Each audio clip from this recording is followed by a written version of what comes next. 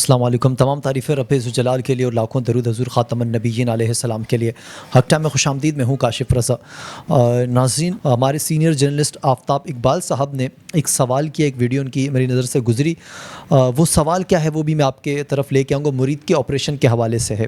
اور اس کے علاوہ ناظرین، کراچی کے پانی کو لے کر ایک بحث جو 2 روز سے چل رہی ہے، اس پہ مرتضی واب صاحب یہ کہہ رہے ہیں کہ کراچی والے اپنا پانی خرید کر نہیں پیتے، بلکہ بہت سے ایسے ایریاز ہیں جس میں 24 گھنٹوں پانی مسلسل آتا رہتا ہے۔ تو اور وزیر خارجہ بلاول بھٹو زرداری صاحب نے اس میں یہ کہا کہ پانی میں خود ٹینکر لے کر استعمال کرتا ہوں، ٹینکر کا پانی میں خود استعمال کرتا ہوں، اور دیگر بھی کچھ پوائنٹس ہیں وہ ہم آپ کے سامنے رکھیں گے۔ جماعت اسلامی کل دھرنا دینے جا رہی ہے۔ عابد چریلی صاحب نے ایک انکشاف کیا ہے عمران خان صاحب کے حوالے سے، اور کچھ اور خبریں بھی ہوں گی۔ اور ایک اور امپورٹنٹ خبر ہے ناظرین، وہ یہ ہے کہ ارشاد بھٹی صاحب کے ایک پوڈ کاسٹ میں ڈکی بھائی نے یہ کہا کہ میرے ساتھ موجود سیل میں جو برابر والا سیل تھا اس میں 400 گستاخ قیدی جو ہے وہ موجود تھے، انہوں نے پرچے مجھے پھینکی اور انہوں نے مجھ سے مدد کی اپیل کی۔ تو اس معاملے پہ بھی ہم بات کریں گے۔ اس سے پہلے آپ سے ریکویسٹ، اگر اب تک ہمارے چینل کو سبسکرائب نہیں کیا تو چینل کو سبسکرائب کر لیجئے، ویڈیو پسند آئے تو اسے لائک، شیئر اور کامنٹ سیکشن میں اپنی رائے بھی ضرور دے دیا کریں۔ سب سے پہلے ڈکی بھائی والے پوائنٹ پہ آتے ہیں ناظرین۔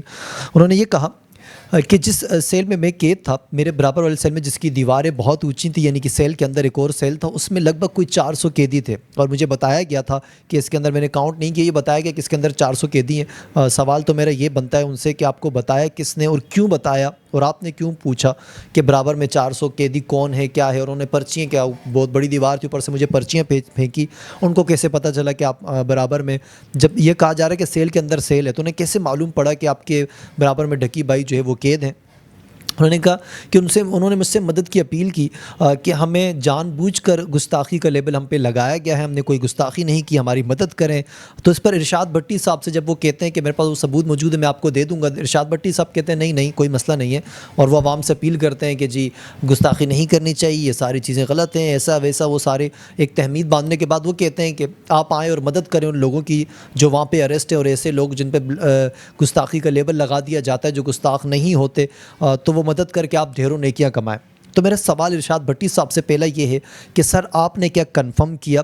ایک شخص آپ کو یہ کہتا ہے کہ فلاں جیل میں 400 بندہ قید ہے اور وہ اس جرم میں ملوث نہیں، آپ اس کی بات مان لیں گے بغیر تحقیق کے؟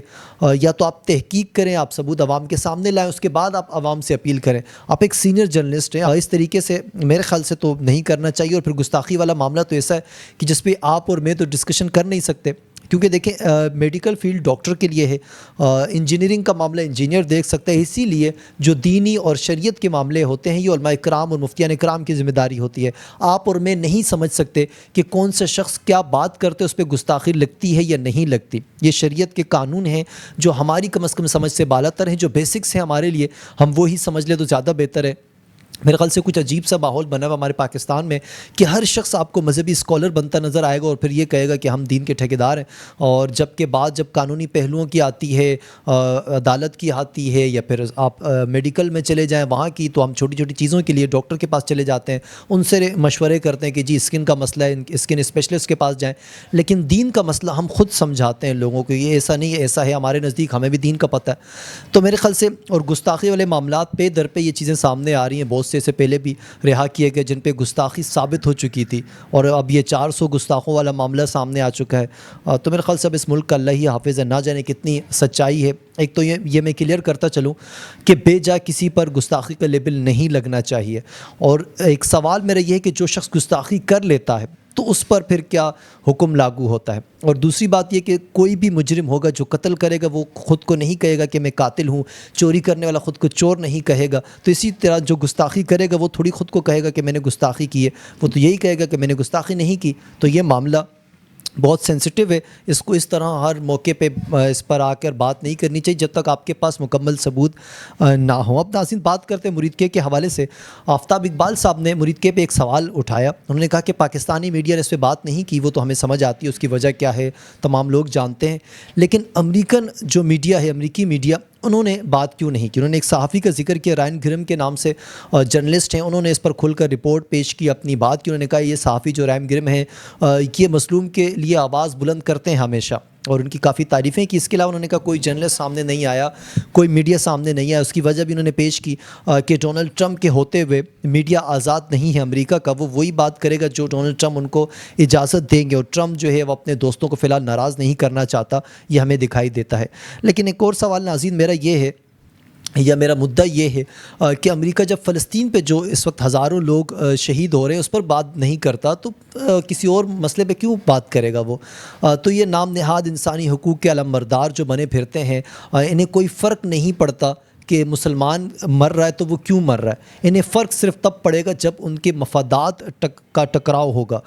تو یہ سوال میرے خیال سے بنتا ہی نہیں ہے سرے سے کہ مرید کے پہ امریکن جرنلسٹ نے کیوں آواز نہیں بلند کی, وہ باقی کسی معاملات میں کہاں آواز بلند کرتے ہیں.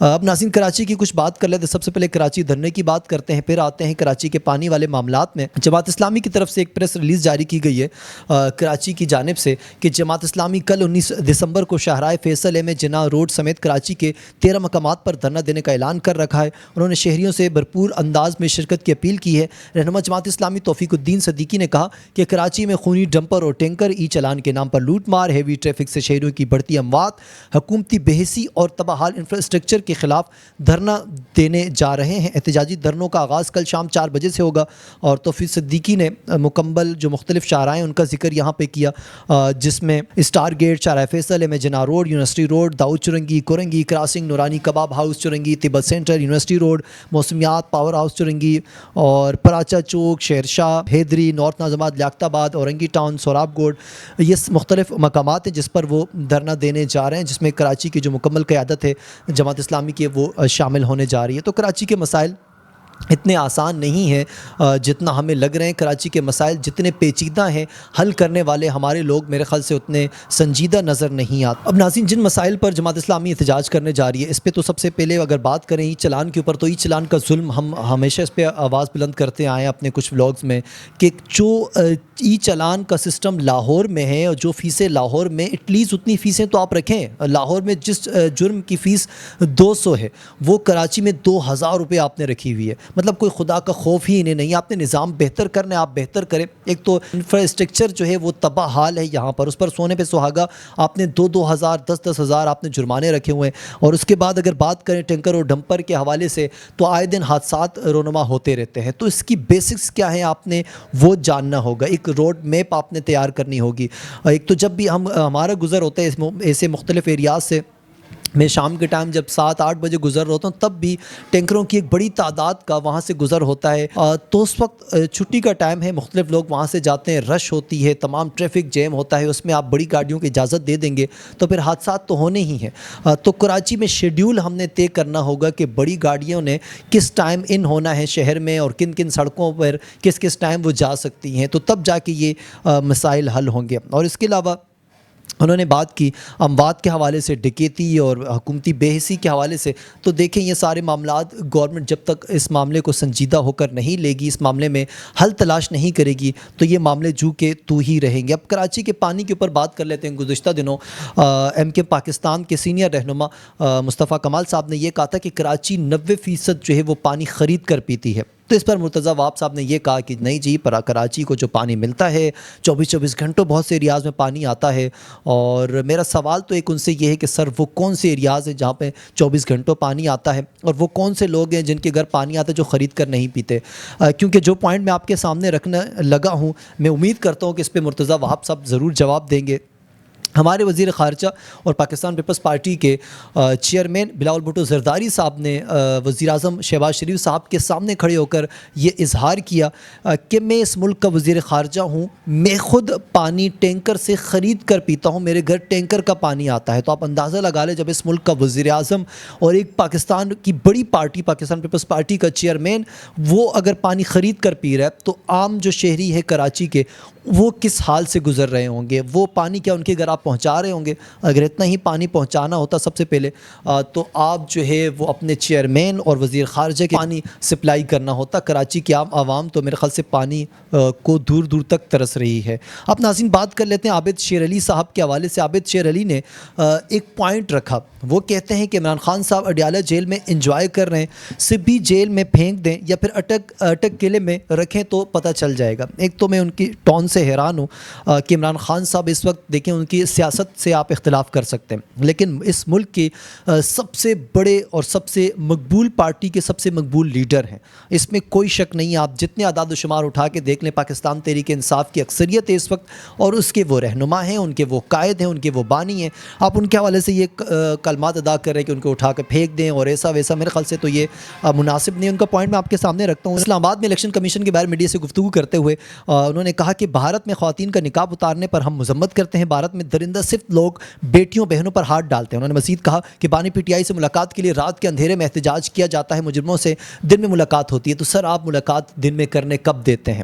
آپ جو وہاں پر ان کی بہنیں آتی ہیں، ان کے پارٹی کے رہنما آتے ہیں، آپ انہیں ملاقات ہی نہیں کرنے دیتے، تو پھر بیٹھے بیٹھے دھرنا دیے دن سے ان کو رات ہو جاتی ہے، پھر رات میں آپ انہیں واٹر کینن کے ذریعے ان کا جو دھرنا ہے وہ آپ ختم کرواتے ہیں، اور گزشتہ رات تو یہ پتہ چلا کہ کیمیکل ملا پانی کے ذریعے آپ نے ان پر استعمال کیا، وہ پانی استعمال کیا، اور تو اس پر افسوس ہوتا ہے ہمیں۔ اچھا، انہوں نے مزید کہا کہ اگر رات کے اندھیرے میں کوئی واقعہ ہو جائے تو حکومت کی ذمہ داری ہے اس کو روکے، دہشت گردی کا واقعہ اگر ہو تو کون ذمہ دار ہوگا؟ تو اگر آپ کو اتنا ہی احساس ہے اس واقعے کی تو آپ دن میں ملاقات کر لینے دیں۔ انہوں نے مزید کہا کہ بانی پی ٹی آئی کو سبھی جیل میں اگر پھینکیں گے یا اٹک قلعے میں رکھیں جیسے نواز شریف کو رکھا، ویسے بانی پی ٹی آئی کو رکھا جائے تو جیل کا انہیں معلوم ہوگا۔